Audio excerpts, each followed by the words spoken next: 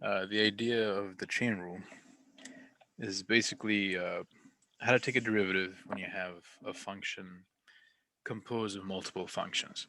So it's not a basic e to the x or polynomial like x squared or whatever. When it starts to get more complicated, you have to deal with the inside function. Okay. So let me give you the formula or the big picture before we start. So for the chain rule,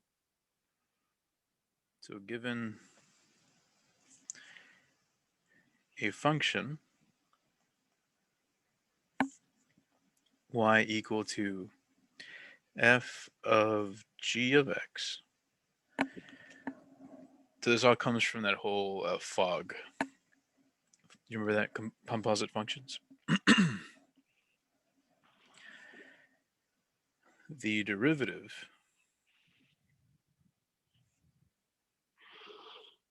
y prime or dy dx will be equal to the derivative of the outside function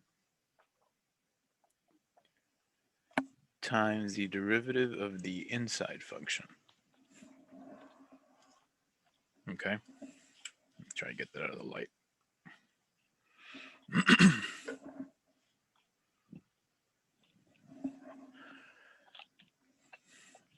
So let me give you a couple of examples here.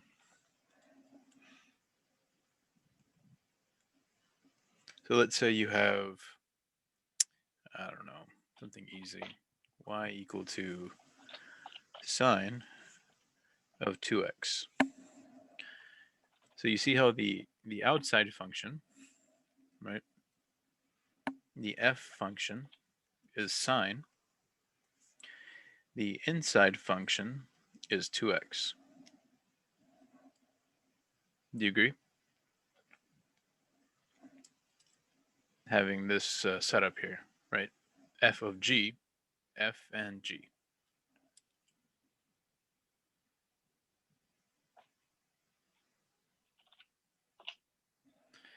So the derivative of y with respect to x, or if you prefer y prime, will be the derivative of the outside. So what is derivative of sine x? Derivative of sine. Cos x? Yeah, it's just going to be cosine, right? So you leave the inside alone, and then you multiply times the derivative of the inside function. What's the derivative of 2x? 2.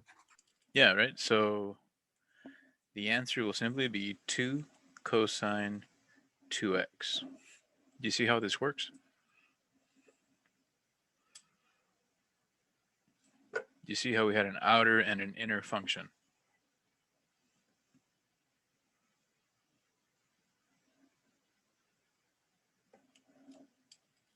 Any questions? An example one? Can you repeat that? Like just like read it again.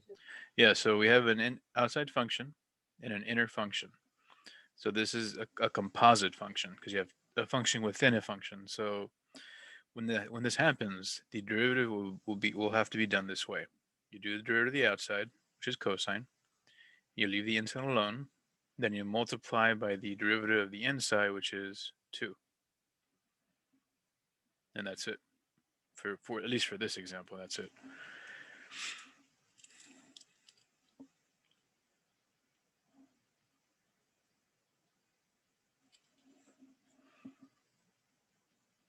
Let's say we had tangent of x squared. What is the outside function? Is that tangent? Yeah, tan, right? What is the inside? The x squared, right? Yeah, just the x squared. So following this formula up here, the derivative, or y prime, you first do the outside. So what is derivative of tangent?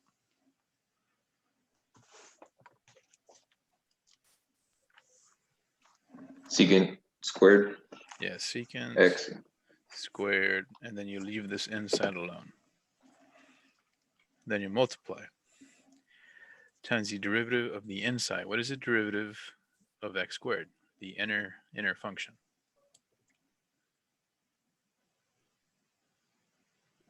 What's the question? What's the 2x. derivative of the inside? 2x. Yeah. Just 2x, right? So the answer will become 2x secant squared of x squared. So this is the idea of the chain rule. Yep.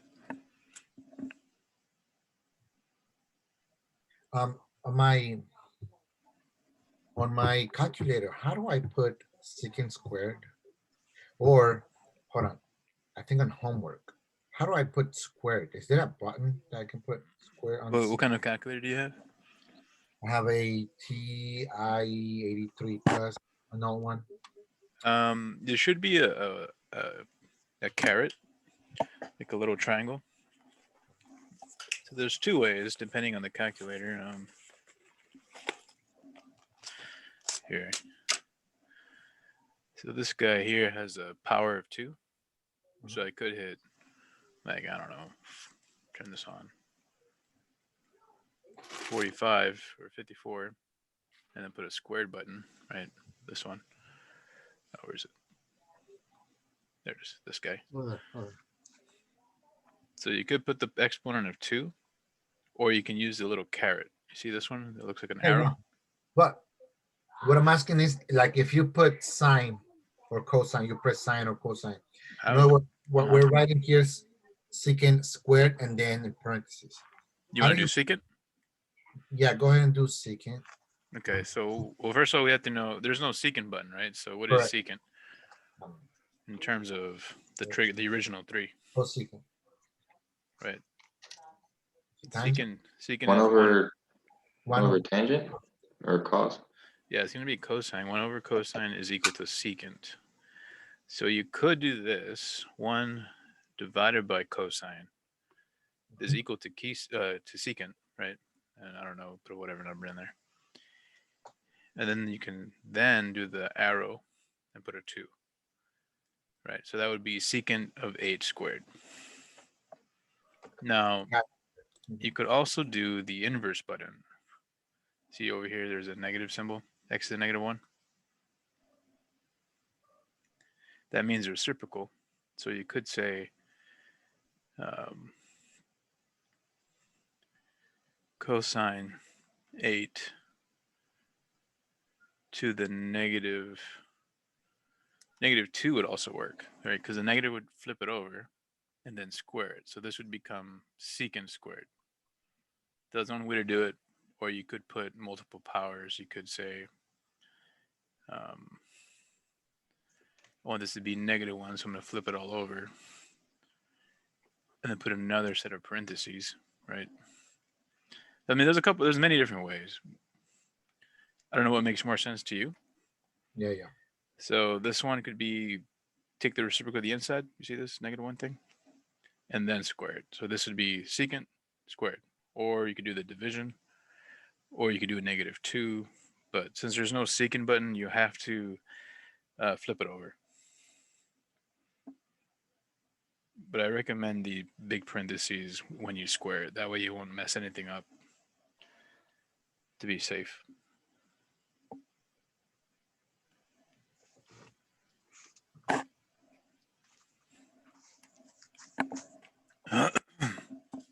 Did that help or no? Yeah, it did. Mhm. Okay.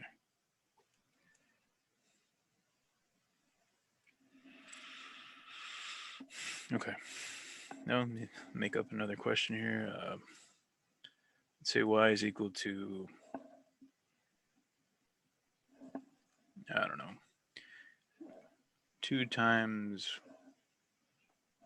3 minus 7x cubed.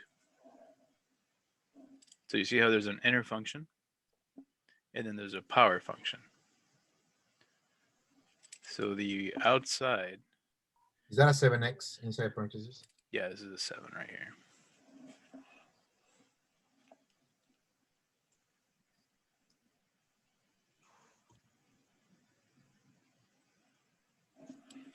So the outside is actually the x cubed. You could go ahead and put the 2 in there, although the 2 doesn't do anything. The inside is 3 minus 7x. So if you were to do the derivative of y with respect to x, you have to do the outside first. So you do a power rule on the outside, right? So you bring down the 3 and you subtract 1 from the power, just like we always do, right? Do you see what I mean? Because f prime would be 6x squared, correct?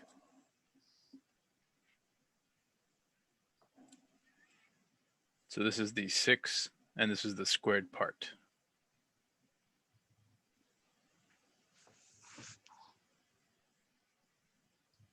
And then you take the derivative of the inside. What is the derivative of the inside? -7. Yeah, just -7. So it'd be multiplied by -7 right here. So you would end up with 2 times 3 times -7 times 3 minus 7x squared, which is what? 2 times 3 times 7, what is that? 42, is that right?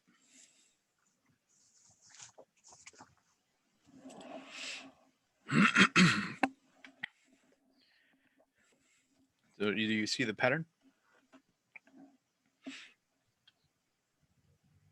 There's an outer function and an inner function. You do the outside first, and then you multiply by the derivative of the inside. That's all we're doing. I'm going to do a bunch of them so it makes sense. Any questions on these first 3?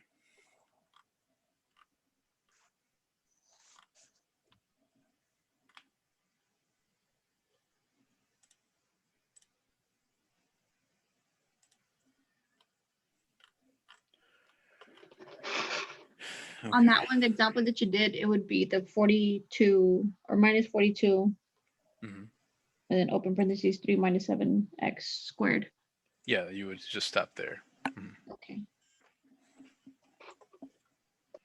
Now, there's a similar one in the homework. You see how they have a cubic function outside. So you do the derivative of the outside, you bring down the 3 times the 4, and then you have to multiply by the derivative of the inside, which is -7. So that's what they get this. Same thing here. You do the outside, and then you multiply by the derivative of the inside. Let's do the square root, because that one's a little bit different.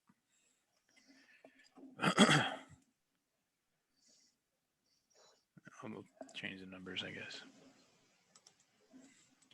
Let's say you had the square root of 2x plus 7. So the outer function would be what?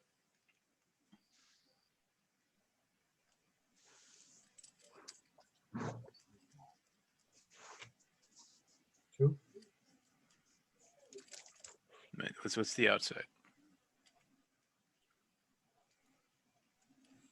X to the 1/2. Yeah, x 1/2 or square root, right? It doesn't matter, same thing. And the inner function, right? With What's cosine? inside? Yeah. So we have to do the derivative of the outside. So I'm going to rewrite the question, so it's a little easier.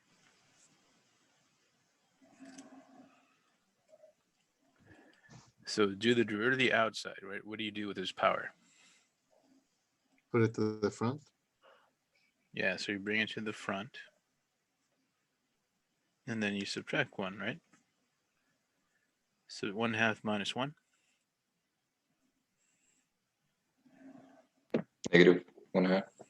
Yeah, that'll be -1/2. And then you multiply by the derivative of the inside. What's the inside derivative? It was x x to 1/2. And just the inside, right? 2. Oh, the inside. Okay. Yeah, just the 2. X plus 7. So then we're going to get 1/2 2x plus 7 negative half times 2. These 2's will cancel, right? Mm-hmm. Leaving you with 1 over the square root of 2x plus 7. Because you bring this back down, right? The power.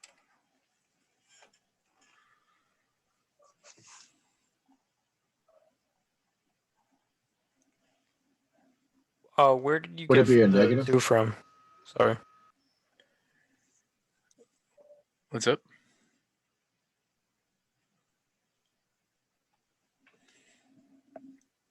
He asked, where you get the 2 from? This 2? That Yeah. is from the derivative of the inside. Derivative of 2x plus 7 is 2. Because it's constant to be gone, right? It's a 0. Derivative of 2x is 2. Derivative of 7 is 0. You end up with 2. Oh, okay.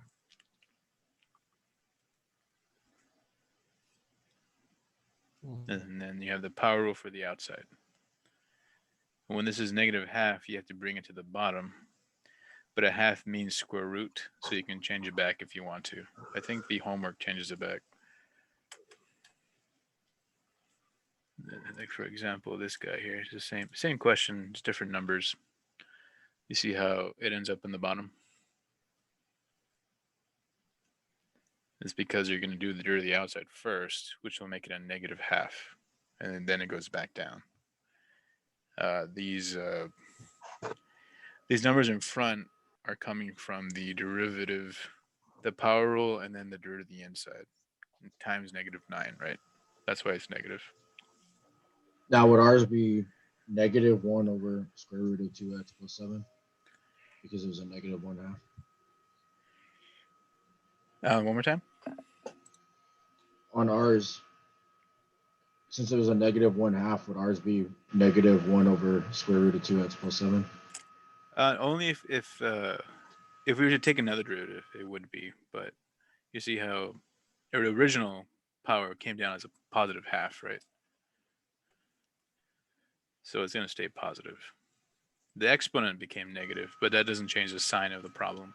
It just changed the power. Okay.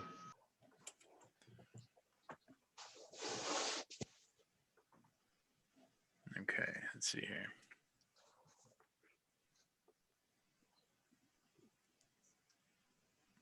I'll do one more square root, just in case.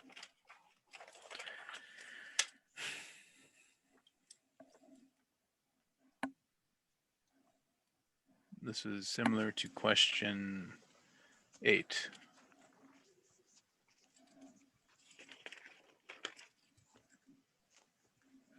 And all the instructions for these questions are find the derivative.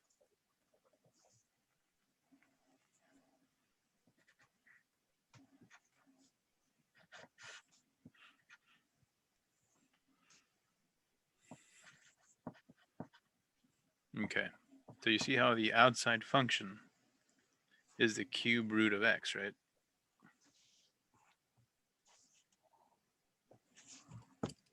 That's the outside. The inner function is the 9x squared plus 1, right? It's literally inside.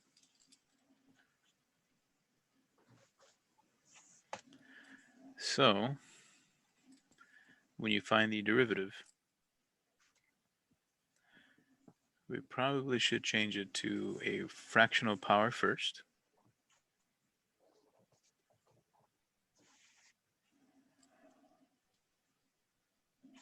So now find your derivative. So we bring the power down in front, right, for the outside derivative.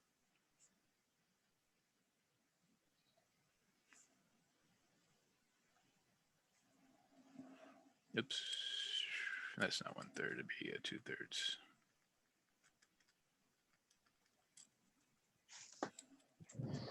One third minus 1 is -2/3, correct? So then you multiply by the derivative of the inside function. What's the derivative of 9x squared plus 1?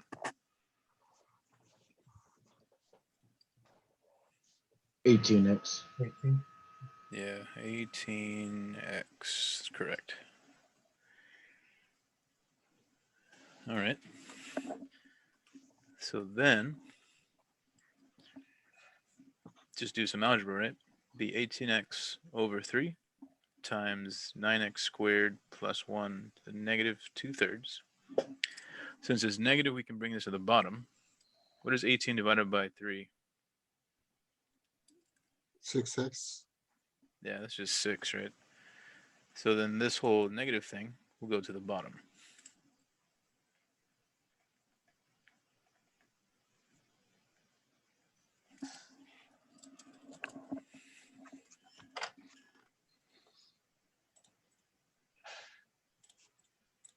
Notice just what they got here, right? 6x, and this is in, oh, and actually they changed it back to a root. I don't think you have to, but you can. Do you see how this is the same as this? Or do you guys remember?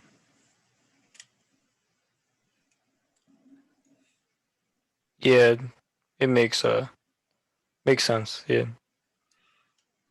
Okay, just in case you forgot, if you have m over n power, that means you have an nth root of x to the m, or an nth root of x whole thing to the m.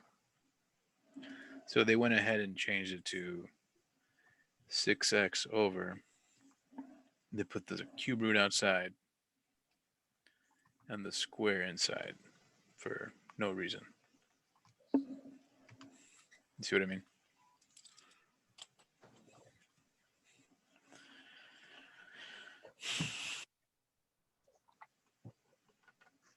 Okay. Any questions on number 5?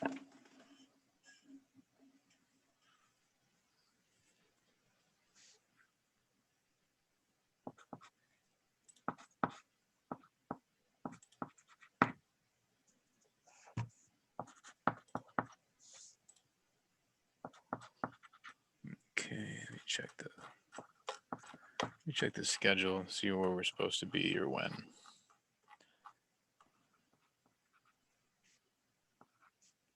Albert said spring break's supposed to be next week, so I don't know. Yeah, I mean we're having spring break, but I'm just trying to figure out how far I should go Oh, today. okay. Mhm. But thanks for letting me know. I had forgotten, and I'm excited now. I don't know how, I guess you could call it the silver lining to this mess. Yeah, I need a little bit of break. It's been a rough couple of weeks, a rough month, I guess. But I noticed that new stimulus check. Yeah, that'll be nice. No kidding. You're gonna get like what, 6 of them, Felipe? I'm gonna get like almost 9,000. Nice. Let's see here. So you guys doing all right so far? Is this making sense, or Yeah, for the most part. it's not too bad? Yeah, it makes sense. I'm following along, and I'm down to problem number 21 already. So That's a good sign. yeah, so it's not hard to follow. So just remember that chain rule can have multiple parts. It doesn't have to be just 2, right? It could have multiple, I guess, how do I say this? Like a nested function. Function within a function within a function. You could happen.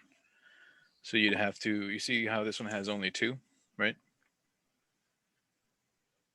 But if you have 3, you'd have to multiply by a third right here. If there was another innermost function. Also, chain rule will help you avoid the quotient rule if you want to.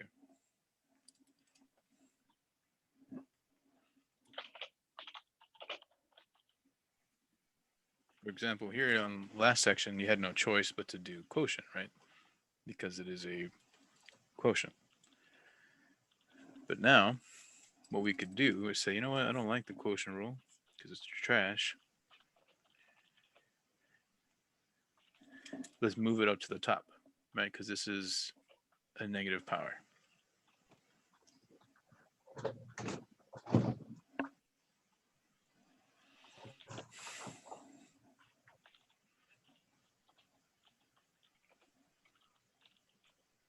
Does that make sense? This is why these are equal.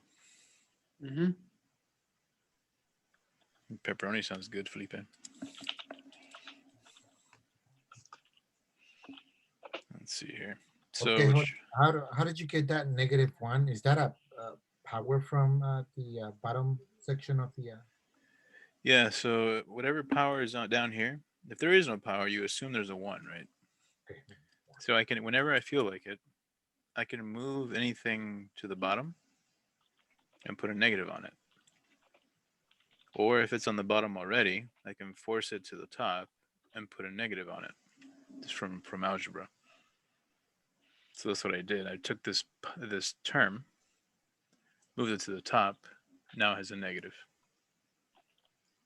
Does that make sense? Mhm. So having that there,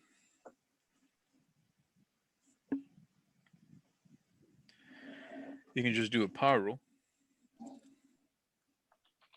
And then you realize that you have an outer function and an inner function, right? So you bring down the -1, subtract 1, and then multiply by the derivative of the inside. But what is the derivative of this? X minus 1. 1.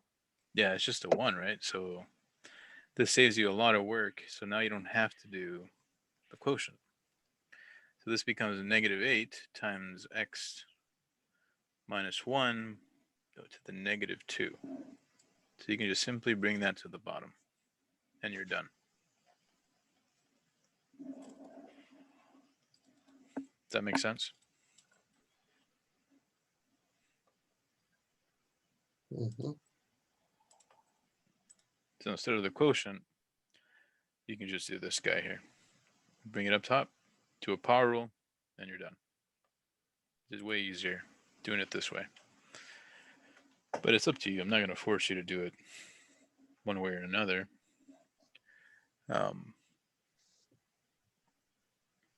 But there you go. Now, all the rules from the past are still in play. They could have questions that combine multiple rules. For example, check out 11. This is a function times another function, and then this function has a function inside of it, which means you have to do a product rule, right, from last section. And during the product rule, you're going to have a chain rule come out.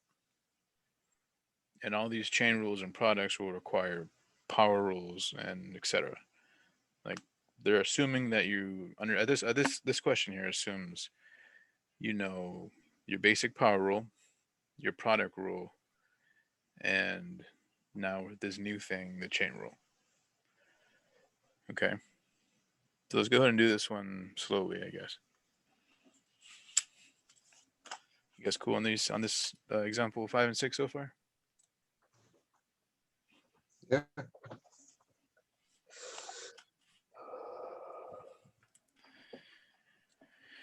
Okay. So example 7 sucks. So x squared times 49 minus x squared. So this problem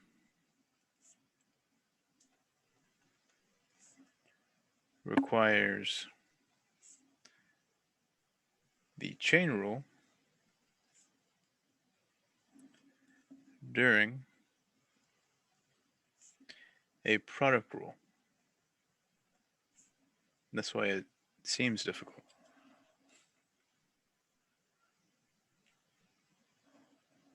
Okay.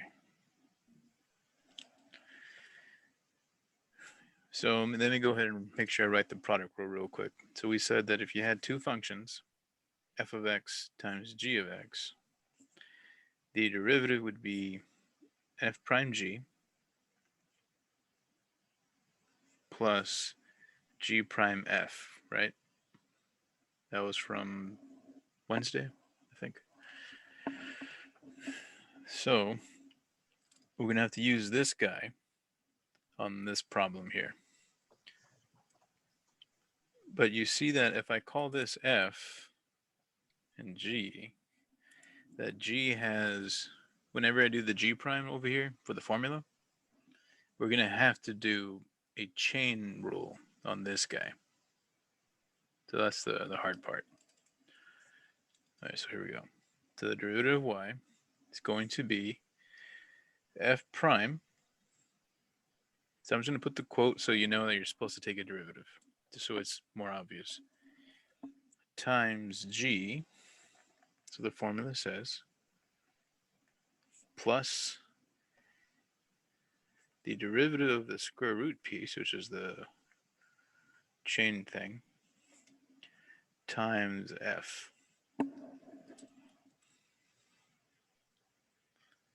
So do you see that I'm just following this formula here? Is that clear?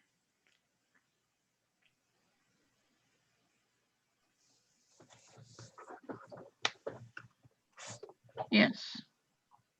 Okay, so you're still with me up to this point. This is the next part is the more challenging part. You guys okay?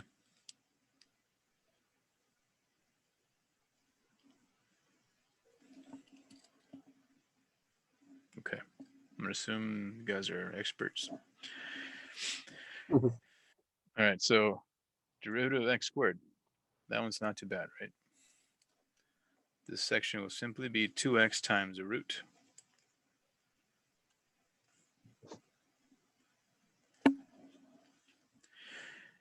This is just a product, doesn't do anything. We just got to find this derivative.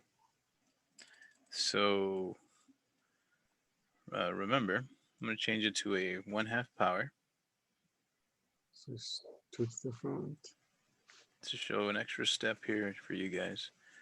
So take this derivative here.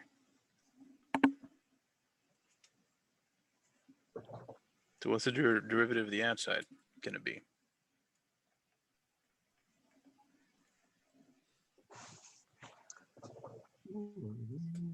Right, you see how you're going to bring this power down? To the front. Yeah, you're going to have this power down here. 49 minus x squared. It's a 1/2 minus 1, negative half. And then times the derivative of the inside. What is the derivative of 49 minus x squared going to be? 2x. Yeah, but minus, right? Yes. So that negative, derivative of 49 is 0. Derivative of negative x squared is negative 2x. And then you still have this x squared just waiting for you. So now the derivative is done. Is there any questions on how we went from here to here?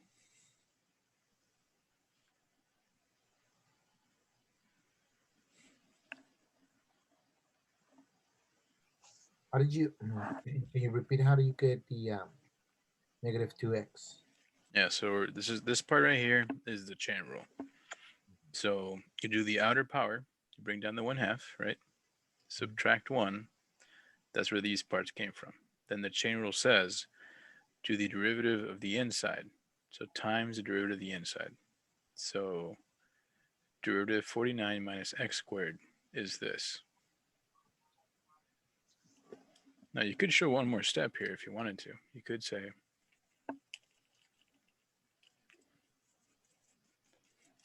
times the derivative of this guy here.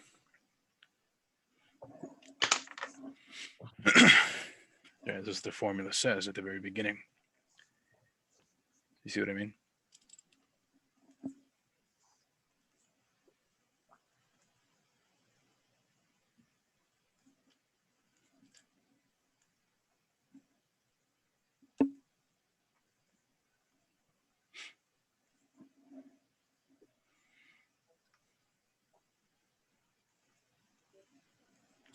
Does that make more sense?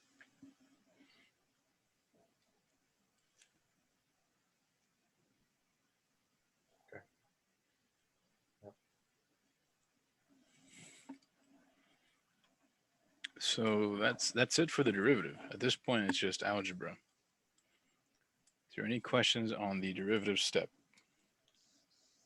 before we get to your favorite, the algebra stuff?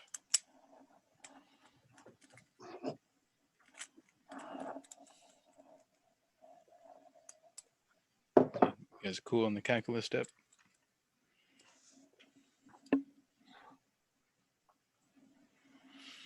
For the most part. All right.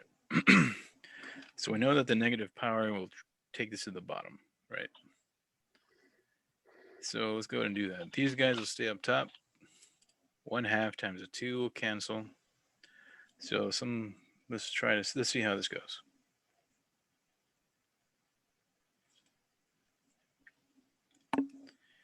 So I'm going to put everything in the front so you can see it happen. I'm even going to separate this x squared for you.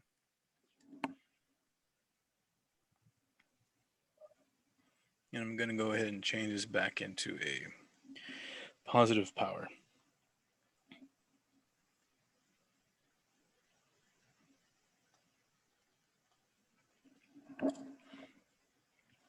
Right, because it's negative, I can bring it to the bottom. I put the -2 x squared and 1/2 all right here. So these will cancel. X times x squared is just a cube, right?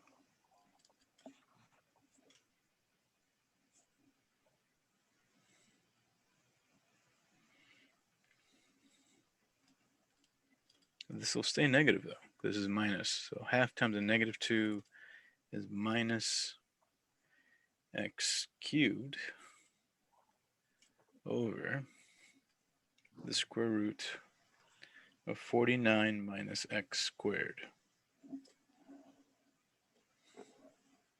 And this is still over 1, so we have to add the fractions, sadly.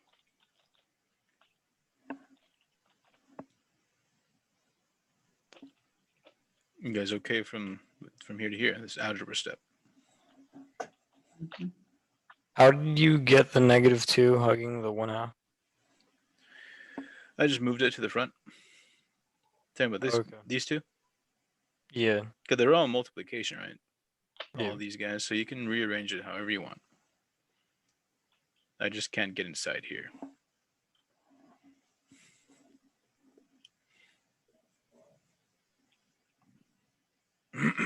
So the common denominator is the square root of 49 minus x squared. So I need to put that down here. So I need to multiply the top and bottom by the square root of 49 minus x squared.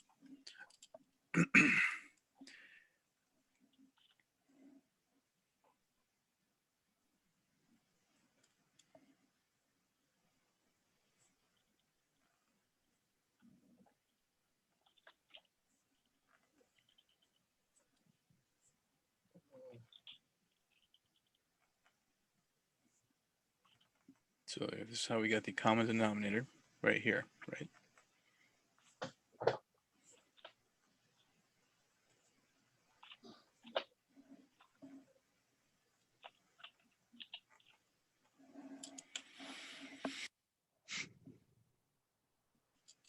Do you see what we did? We just multiplied top and bottom by this denominator.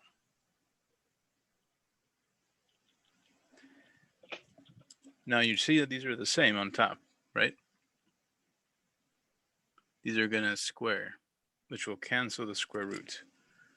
So you're going to get 2x times 49 minus x squared squared over the denominator.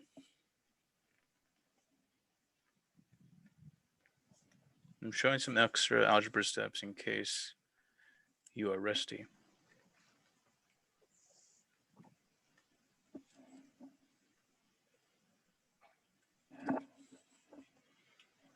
So what's going to happen to the root when you have a square? Here. Yeah, it'll cancel, right? So it'll be gone.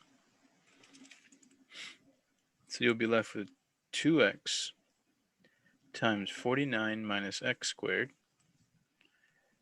minus x cubed over the common denominator, which we just found or set up or set this up.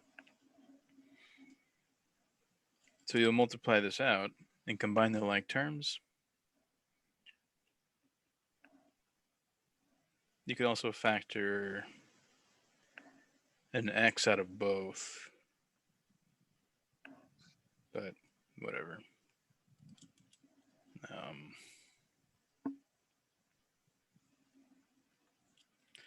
This will be what?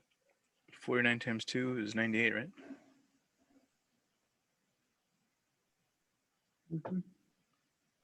Yeah, so that'll be 98x minus 2x cubed minus x cubed. But at this point, we're pretty much done. I'm just doing extra steps.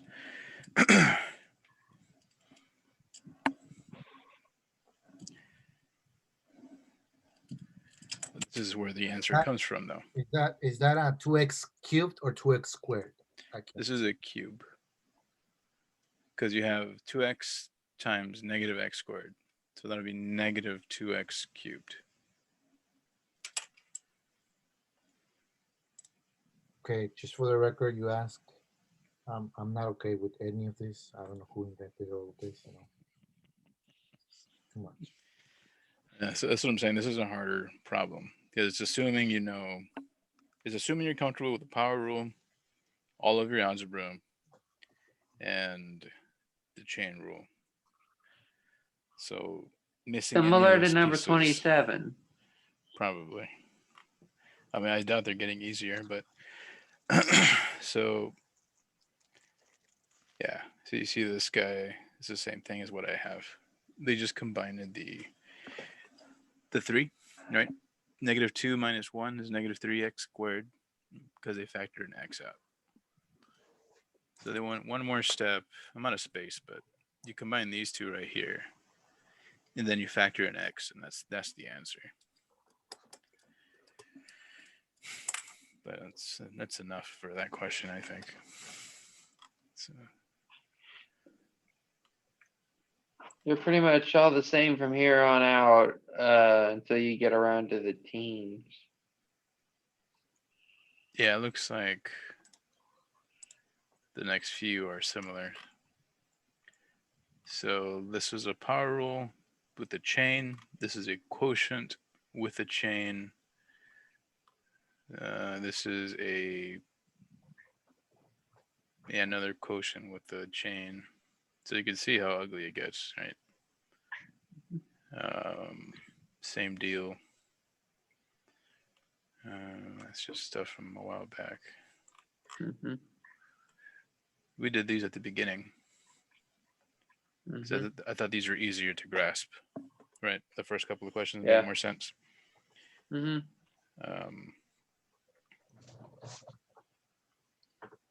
This guy is a product rule, except they have an exponential function with a chain rule. Let's do 22 because we haven't talked about chain rule for exponents. Exponential.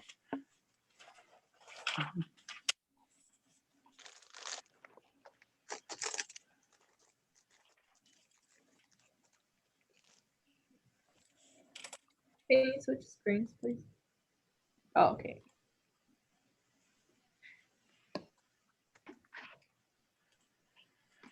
Oh, okay.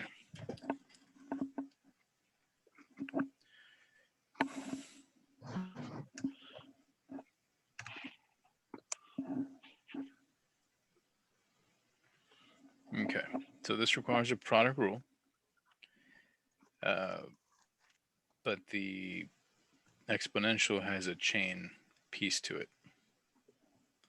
Okay. So remember the product rule says, right?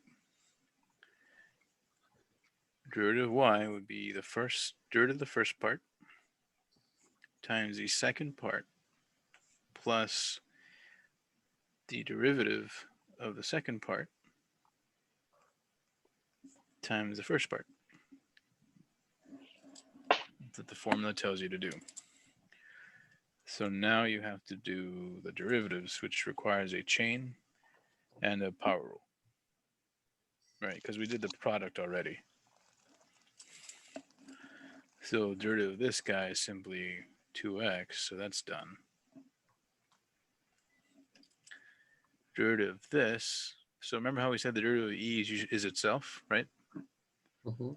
So it's going to be the same thing, except it'll be itself times the derivative of that exponent. See what I mean?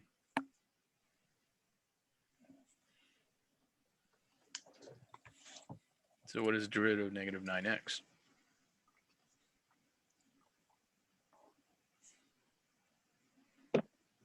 -9. Yeah, so this will be simply minus 9 and put the x squared in front. Just because, not because it's more right or anything, but it's because I want to. That'll be it. You could factor. They both have an x in common. They both have that e nonsense in common. So that would be x e negative 9 times 2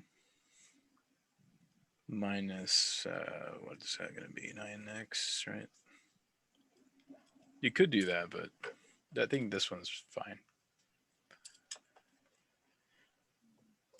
But the back of the books answers like to go very far with algebra. So see how they went ahead and did it. That doesn't mean that the other one is wrong. Either one is fine. Okay.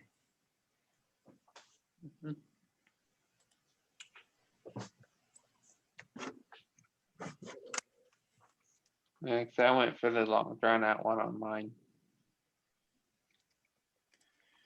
All right. You guys have any questions about the chain rule? So I'm gonna move on to the next section. Uh, Does the idea make sense? The theory, yeah, the no, formula? that makes sense. Yeah, I know there's questions in there that are difficult. I'm not, yeah. but the main idea is okay, right? Do you choose how many questions there is on every homework, or the computer does it? Yeah, no, I can edit, remove, and delete. So sometimes Uh, I delete some.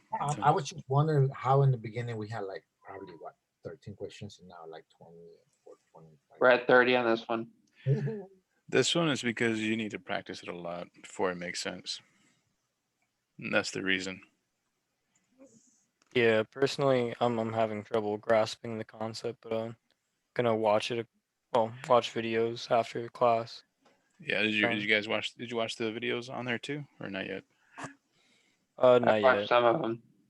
Not about this lecture 3. Oh, okay. Yeah, please watch it. It'll help. Now that we've gone over it, videos will make even more sense as well. Between going over it, I've managed to do all the way to number 27, and it's worked. I've managed to work through it between what Jack's been saying and what I learned on the videos. Yeah, watch video first before you come. It'll help you a lot. Promise. He ain't lying. Implicit differentiation. Although before we move off of 3-4, can we take a look at number 27?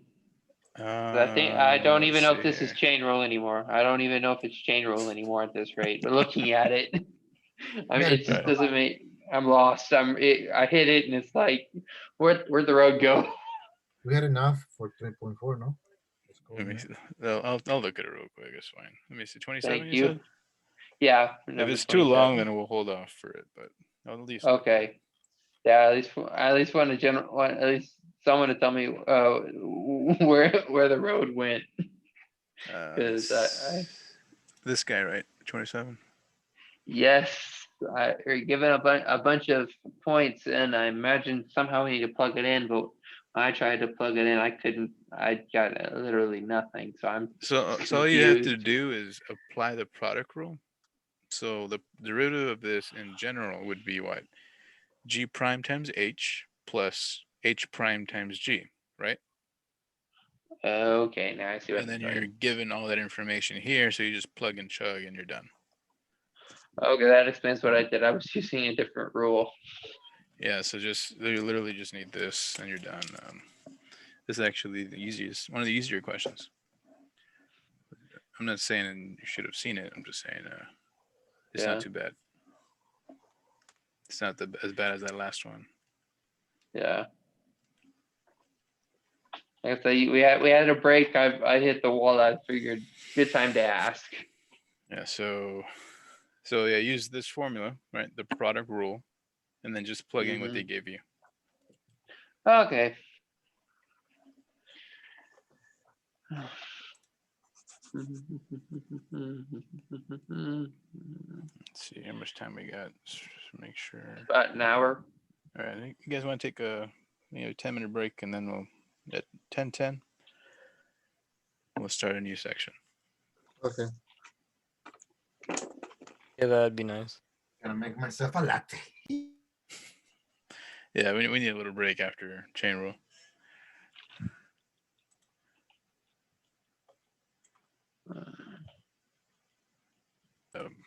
For implicit differentiation, we're going to need the Leibniz notation, which is the dy dx stuff. So we can't really get away from it too much, but I'll try to use the easier notation here and there, but it makes more sense if we start using the dy dx, etc.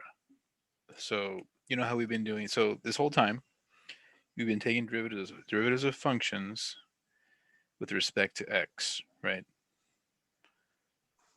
So for example, the very beginning here, right? What does this notation mean? The derivative of y with respect to x, meaning that the x is the derivative I'm taking of this function, right? So the y is the function, x is the variable, the independent variable. So I'm taking the derivative with respect to x. Do you see what this notation means? So if I were to take it with respect to a different variable, then the derivatives would not be would be a little bit different. So they would have an extra chain rule because it's implicit differentiation. Okay. So let me show you an easy example before we get too crazy.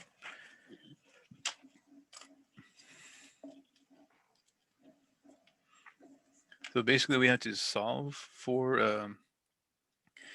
what's it called? dy dx.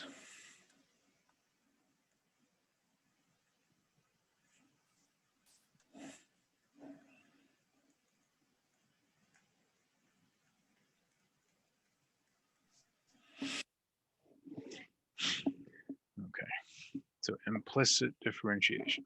So let me show you the answer to this first question. Can you see this? I think I shared it weird. Hold on. Is that better? You can see this, right? Yes. Okay. So see, look what they did. The derivative of the 6x squared with respect to x, right? That's what we're doing with respect to x, but notice how now there is y's in the problem. So when you do derivative of y, you end up with this weird nonsense here. So derivative of dx is still the same because that's respect to that particular variable. Derivative of 6x squared is still 12x, right? That makes sense, correct, to everyone? Yes. Now the new stuff, the implicit part, implicit meaning I'm taking derivative of y with respect to x. So it's not with respect to this specific variable. Because of this, you still do it similarly, right? You see how they brought down the power, brought down the 2. They still got a 4y here. So the extra step is you need to tack on a y prime or a dy dx. Okay. Constant's still the same. Derivative of constant is 0. So let's go through this question piece by piece. Okay. I know you haven't seen the videos yet, so I'm going to try to give you the main idea. That way when you go back, it'll make sense. All right, let me switch back. We'll do that same problem. So find dy dx by implicit differentiation.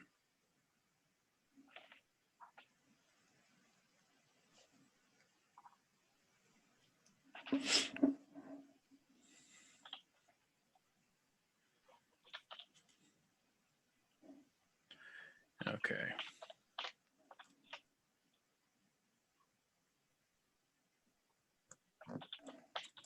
Oh, 1 second.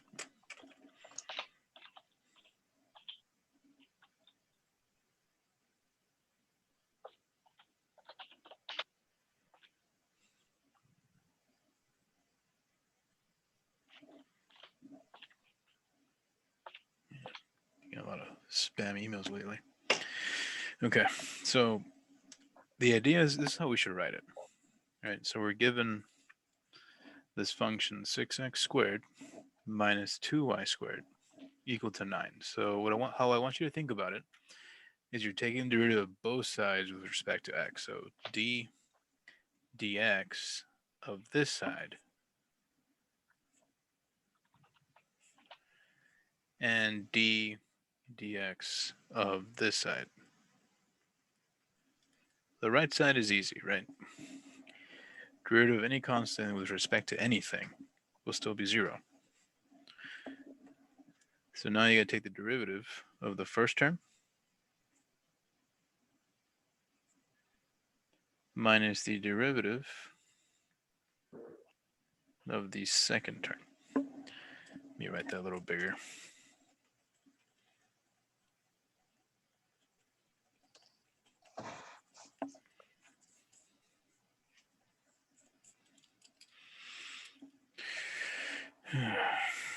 What was I doing? Oh yeah. D dx of the second term equals, and this side is 0. So the derivative of this with respect to x is simple because it's already x. So we don't have to do anything special. Okay.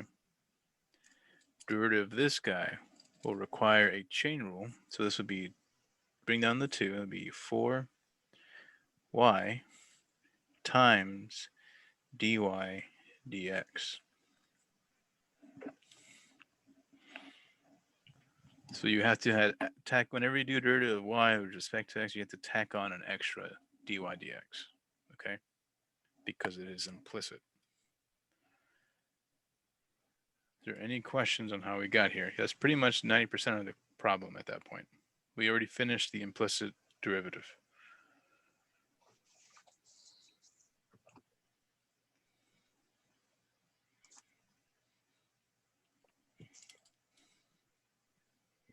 Okay, What was why- the? Sorry. go ahead, go ahead. What was the chain rule part of it again? Yeah, so when you take a derivative of a variable, but with respect to a different variable, see how these two match up, x and dx? So that one you take as normal. These don't match. So you have to do the derivative of this guy like you usually would. So you bring the 2 down, right? Subtract 1. But then you tack on a chain rule piece. So the derivative of y with respect to x. So this is the implicit step right here. Okay. So just real quick. So like if you had, I don't know, if you had y and you did the derivative of y, well, that would be dy dx, right? So if you had y cubed, d dx of this would be 3y squared dy dx. It's just always going to be this way if they don't match. Hmm. So at this point, remember they said find this guy, right? So we need to isolate it using algebra. So here it is. So move everything over and solve for dy dx. So I'm going to subtract the 12x to the left or to the right hand side.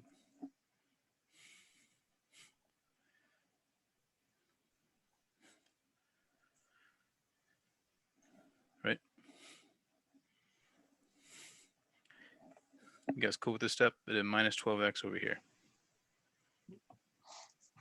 Okay. So then you divide by negative 4y.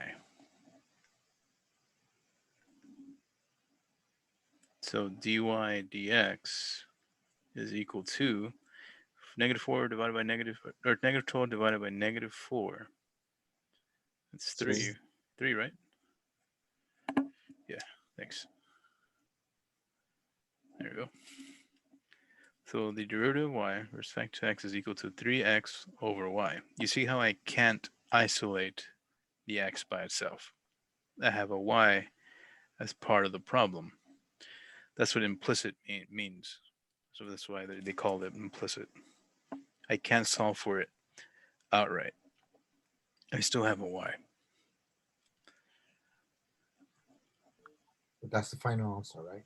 Yeah, that's it. I did what they said, right? I found dy dx. Here it is. And their questions, look at it one more time. They use the y prime instead, which is fine as well. It doesn't matter what you use, but I kind of want you to start using the dy dx because it makes more sense. Because I'm doing d dx of this guy. Since they match, no problem.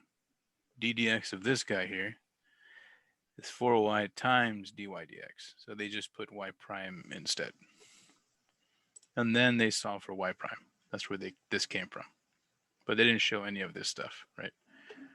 They skipped straight to the answer. Does that make sense?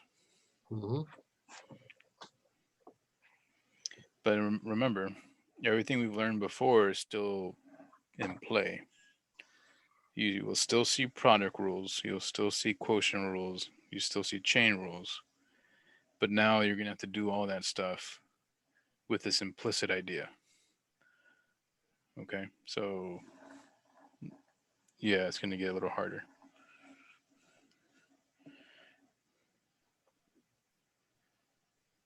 One second.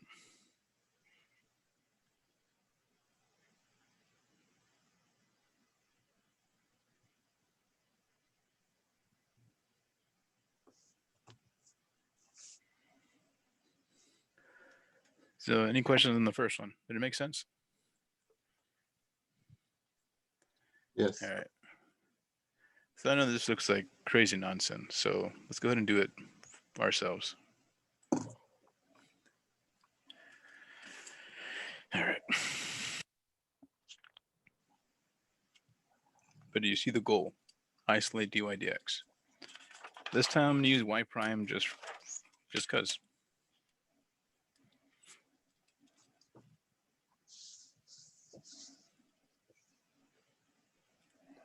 And I'll try to use another page so we have more space. No, I forgot the instructions.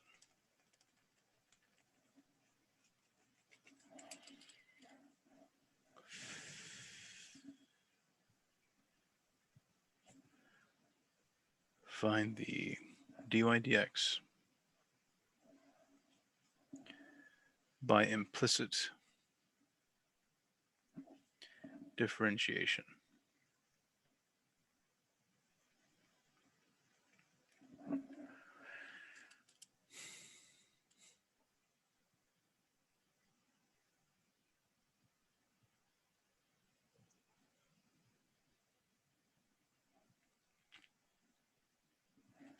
All right. 3x squared y plus 4y squared x equals -1. So I'm going to take the derivative of both sides. This time I'm going to use the prime notation, just in case this one makes more sense to you and you're not ready for dy dx. I'm going to do it this way this time. So derivative of this first term is a product rule, right? This will be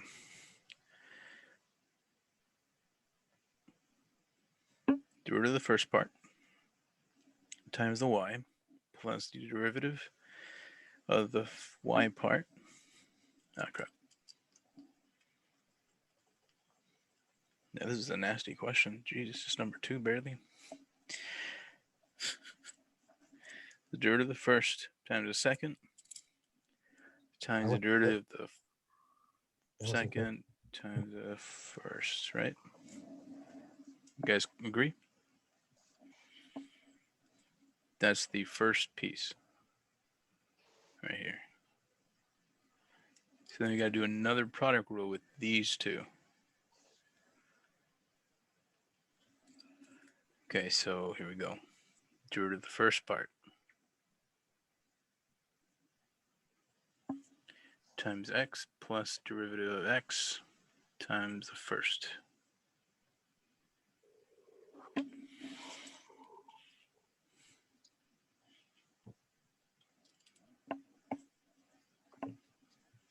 So this time I'm not doing any derivatives ahead of time so you can see what's going on because it's a lot. So let's do this piece by piece.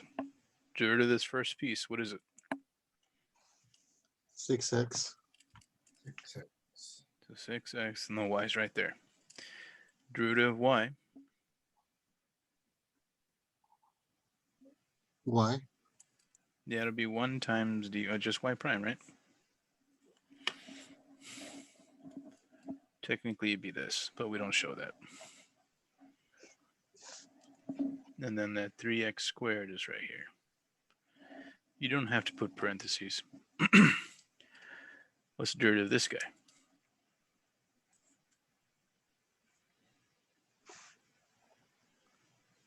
8y 8y times what? x. We have to do the Seven. implicit piece.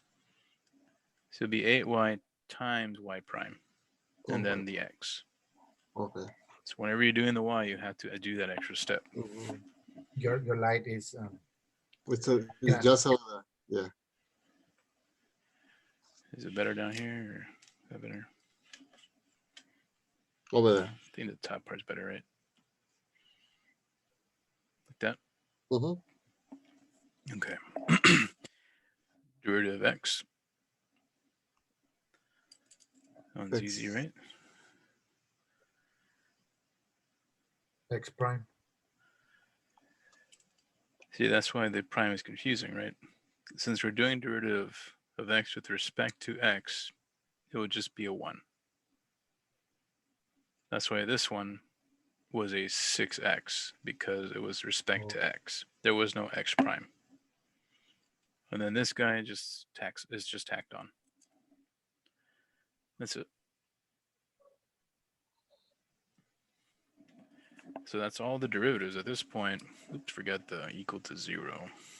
Because derivative of -1 is 0. Correct? Yes. Okay. You guys with me with that derivative step? That's the hard part, I think so. right? You have to do the implicit derivative.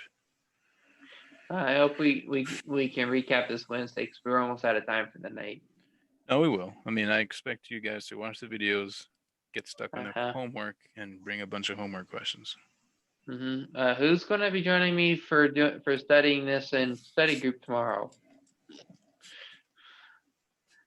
If now's not the time, I don't want to see a time when you actually think you need it.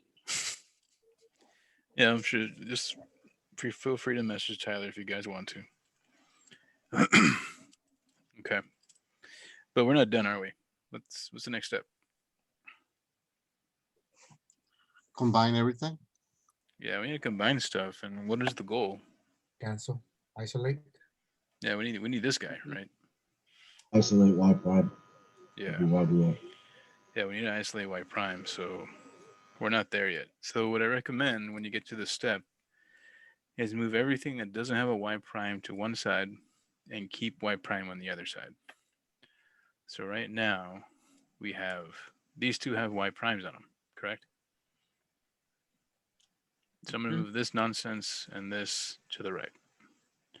So I'm going to keep y prime 3x squared plus 8y y prime x and move everything else over here. So it'd be negative 6xy, right? Subtract this one. and then I'm going to subtract this term. Sadly, there's nothing that combines. So now factor the y prime out of these two. I'm sorry, is that an 8y and then y prime? Yes, 8y and y prime x. Okay. And that's where things get really, really confusing in this.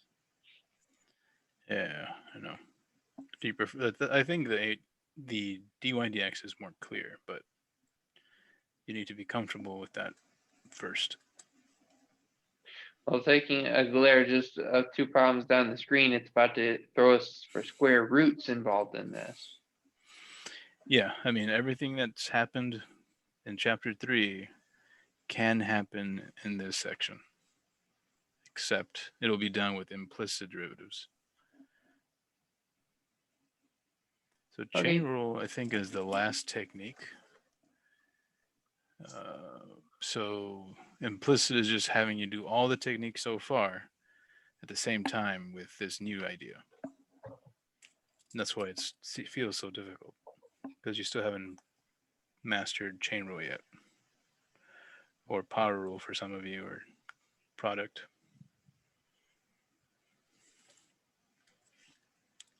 So at this point, just divide out the nonsense.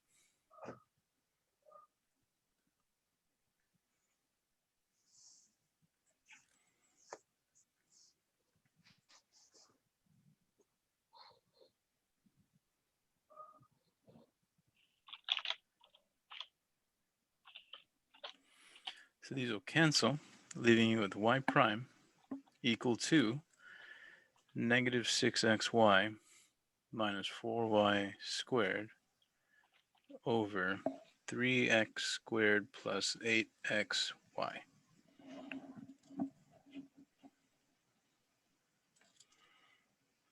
And let's see if that's what they got, and hope they did, because that would suck.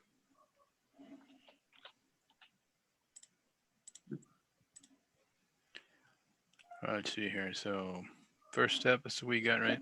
3x squared y prime plus 6xy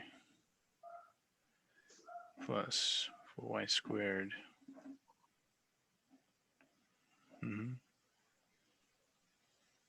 At xy, y prime, yeah, that's right. So yeah, we got the same thing, and then they factored the y prime and divided this out. But you see how they don't really show any steps. It just looks like they threw up letters everywhere. Uh-huh. So right there, above your little cursor, the negative parenthesis 4y squared, that's our answer over here. But then at the bottom, it doesn't show the square. What happened there? We just factor it out. Oh, you're talking about this square here? Correct. Yeah, they pulled out a negative y. So this became positive. Let's see here. No, the negative's already there. I'm sorry. So they just pull out a y from both. So this lost a power, this lost the y. Down here, you pull out an x out of both, so this loses a power, and that x is gone. I wouldn't do this. I think the way I have it is good enough. You know, that's, in my opinion, that's enough algebra already.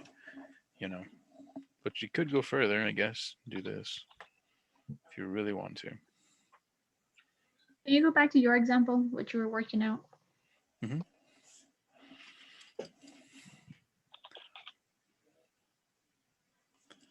Yeah, this minus is up top, actually. I don't want to confuse anybody.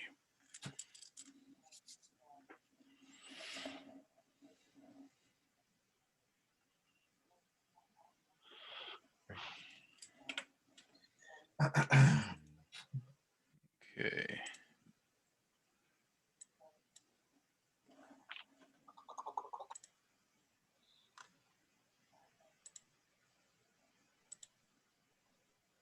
When are you going to grade the test? I think it's closed now, right? Everybody's done it at Uh-huh. this point. I Mhm. was waiting for everyone to finish. So I'll probably start soon then. Oh, okay, yeah. I'm not rushing, No, Oh, yeah, I'm with you. I just want to find out what my final grade is. I get it. Let's see here.